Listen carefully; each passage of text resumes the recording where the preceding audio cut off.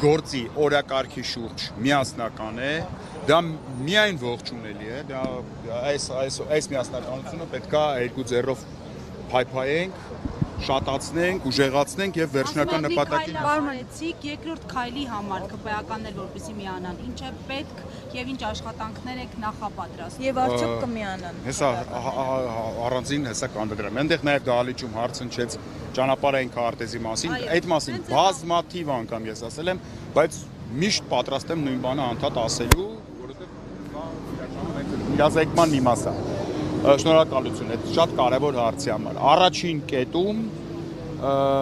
ճանապարհային քարտեզի առաջին քայլը դա ընդդիմության, խորհրդարանական ընդդիմության միասնական ճակատի ստեղծումներ, ինչի ականատեսը մենք եղանք այսօր։ Մենք բոլորս տեսանք, որ եղավ այդ։ Վերջնականապես մի կողմ թողնվեցին տարբեր մանր-մուներ ոչ էական տարաձայնությունները եւ մենք տեսանք ընդդիմության միասնականությունը։ Իհարկե, սա դեռ փխրուն միասնականություն է, բայց հուսով եմ դա ավելի կամրանա, կարծրանա, արդեն պայքարի ընթացքում։ Երկրորդ քայլը ճանապարհային քարտեզի։ Այս միասնականությունը նաև պետք է միավորել արտախորհրդարանական ընդդիմության դերակատարների միասնությունը, ձևավորելով մեկ միասնական ճակատ ընդդեմ այս երկիրը մեր հայրենիքը հանձնող վարչախմբի։ Սա շատ կարևոր կետ է, ասեմ ինչի համար արտախորհրդարանական, որովհետև ըստ էության ազգային ժողովի այսօրվա կազմը ինքը չի արտահայտում այս պահի դրությամբ հանրային կարծիքը, հանրային մոտեցումները, այլևս չի արտահայտում, արդեն ինքը ազգային ժողովի գումարման վերջին ժամանակահատվածին ենք հասել, ցավոք սրտի այդ ժամանակ ենք նոր այս ամեն ինչը քայլ առ քայլ իրականացնում, բայց եւ այդ իսկ պատճառով արտախորհրդարանական ուժերի մեջ կան շատ ուժեր, որոնք ոչ պակաս հանրային են, ոչ պակաս լսելի են եւ միգուցե դրանք նախկին ընտրությունների ժամանակ 2018 թվականի ընտրությունների ժամանակ նույնիսկ դրանցից ոմանք չկային, իսկ հիմա կան իրենց ասելիքը նոր սկսել են ասել եւ որոշները բավական հաջող, այնպես որ այս գործընթացում եւ շատ կարեւոր է արտախորհրդարանական ընդդիմության միացումը եւ համընդհանուր համազգային ճակատի ստեղծումը։ Նայեք, Նիկոլ Փաշինյանի գլխավոր իր իշխելու, այսպես ասած, այն Կաշեի Բեսմերտնի նման, որ իր մահը այտենց ձվի մեջ էր, բան այդ ասեղը եւ այլն։ Այս իր այդ մահը, այսպես ասած, քաղաքական հանրային մեծ կոնսոլիդացիայի մեջ է, այդ դրա մեջ իր ամենամեծ վտանգն է իր իշխանության համար։ Ինքը միշտ պառակտում է հանրությանը, բոլորին բոլորի դեմ է անում, բան որ ինքը այդ արանքում ինքը շարունակի իշխելը։ Եվ այս process-ը ես նորից կրկնեմ, այն ինչ որ ասել եմ առաջ, առանց հանրային եւ համազգային մեծ ընդգրկունության ինքը դատապարտված է, ինքը չի կարող լինի տեղի ունենա վերջնահանգրվանի գա։ Բայց մենք այսօր ականատես եղանք այդ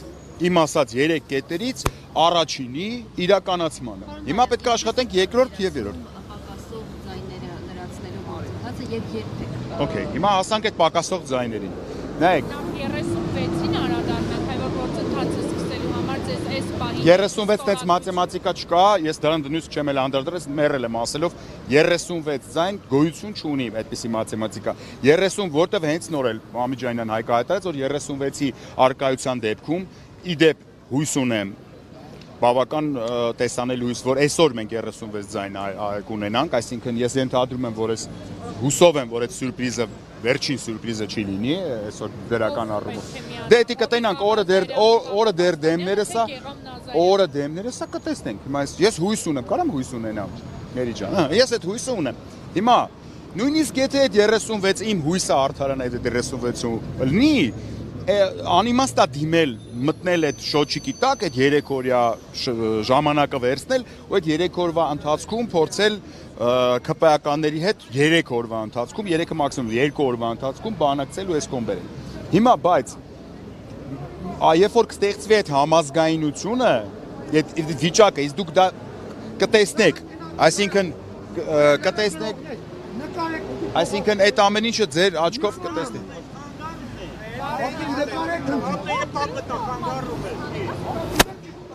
Տեսնում ենք սադրիչներ են նաև ուղարկվում, հասկացավ։ Նիկոլը մնացել է այսպես մի քանի հոգու հույսի։ Հիմա հարցը դա չի։ ոնց ենք բերելու քպեականի ձայները։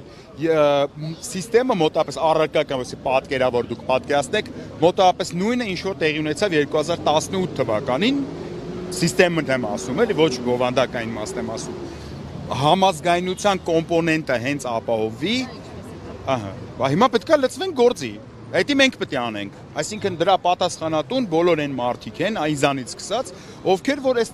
գործընթացը սկսել են բզբզացել են, գցել են առաջ։ Այսինքն մենք, ես, Էդգար Ղազարյանը, պատիվ ունեմ մի падգամավորները, այս պայծ սկսած արդեն Հայաստան խմբակցության հարգելի մեր падգամավորները ոչ մի բան չկա։ Բոլորս պետք է լծվենք։ Հիմա ընդհանուր մի հատ հասկանանք, ասեցի արտախորհրդարանականն էլ այս թեմայի շուրջ միացնենք, տանք դրան համազգայնության վիճակ, մարդկանց ասենք, որ դուք այս անգամ միանում եք ոչ թե անձի, ոչ թե ինչ-որ այսպես կոչված տրիգերի, որը իրանից ներկայացնում է Նիկոլ Փաշինյանի հերթական դավաճանական քայլի շուրջ, մենք անունը դրենք տրիգեր դրա, էլ ինչ գիտեմ ինչի, այլ պետք է միավորվել օրակարգի, ծրագրի եւ վճռականության շուրջ։ Այս 3 կոմպոնենտների դեպքում հավատացեք, սենց բռնապետներ չեն, էլի կանսերվա եղել։ Պատմությունը կարակ թերթեք, նայեք, ինքը ընենց չի, որ Նիկոլ Փաշինյանը մեր բանն է, աշխարհի ես մոլորակի ամենաանխոցելի եւ անպարտելի ինչ-որ պերսոնաժն է։ Անես որ ինձ թվում է դա բավական լուծելի, տեսանելի առումով լուծելի, դժվար, աշխատատար, քրտնաջան աշխատանք պահանջող, բայց լուծելի, այսինքն հնարավոր տարբերակ է։ Պատրաստի լուծումներ ոչ միտեղ չկան։ Ես ձեզ ներկայացրեցի ճանապարհային քարտեզը, ներկայացրեցի իմ տեսլականը, ենթադրում եմ վճռականության առումով համենայն դեպս նախաձեռնության առաջ տանողների մասով որևէ կասկած չի կարող լինել։ Մնացածը ցույց կտա կյանքը, այսքան բան։ Պարոն Մալյան, դուք ձեր էջում այս ընթացքում Քոչարյանին եւ քոչարյանականներին Քոչյանը ոչ Ռոբերտ Քոչյանի մասին է խոսքը երկրորդ նախագահ։ Երկրորդ նախագահը ոչ իմպիչմենտի սուբյեկտ է եւ ոչ էլ իմպիչմենտի օբյեկտ է։ Երկրորդ նախագահը կառավարել է իր նախագահության տարիներին շատ լավ, ինչի համար ես իրան շնորհակալ եմ, երախտիկից խոսքը հայտնել եմ։ Այս process-ի մեջ երկրորդ նախագահը որևէ գործընթացի ոչ մասնակից է, ոչ էլ օբյեկտ է։ Մասնակից են падգամավորները ժամանակին թիրախավորում էիք, երբ որ նա ասել էր լուրջ չի, այդ լուրջ չին դառավ բանը բազմաթիվ գրառումների թեմա։ Ես հասկանում եմ, այդ բազմաթիվ առիթներ եմ ունեցել պատասխանելու, այս ուրախ իմ երջանիկ ապրումները չեմ ուզում։ Այս եկել եք մեր տոնը, որ հարամեք, չէ, ես չեմ ուզում խոսամ մի բանից, որը այս process-ի հետ մի իրավիճակից նկատի ունեմ, էլի կավլիցի բան չի, որ այս իրավիճակի հետ կապ չունի եւ հատկապես որևէ խմբակցության վրա